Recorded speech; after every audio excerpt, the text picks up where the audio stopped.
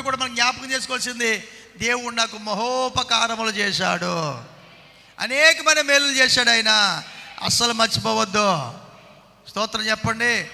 కష్టమైన, అవమానమైన, నిందైన దేవుడి దగ్గరికి రావడానికి ఆపకూడదు. మనం మహోపకారాలు చేసిన దేవుడి దగ్గరికి మహిమ వెతుక్కుంటూ రావాలి. మహోపకారం చేసిన దేవుడి దగ్గరికి రావాలి. ఆయన చేసిన మేలులు బట్టి మనం దేవుడి దగ్గరే ఉండాలి. కానీ ఇదిగో ఇలా వస్తే నింద వస్తుంది, అలా వస్తే నింద వస్తుంది, ఇలా వస్తే ఇబ్బంది వస్తుంది. ఇబ్బందులని అధిగమించి మనం దేవుడి దగ్గరికి వచ్చినప్పుడు అన్ని స్థితిలోంచి దేవుడు మనం స్థిరపరుస్తాడు. స్తోత్రం చెప్పండి.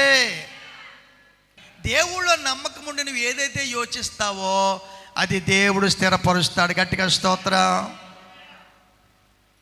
దేవుళ్ళో ఉండి యోచించు. ఆమె దేవుడితో నడిచి యోచించు. నువ్వు ఏది యోచించినా, నువ్వు ఏది ఆలోచించినా దేవుడు దాన్ని స్థిరపరుస్తాడంట.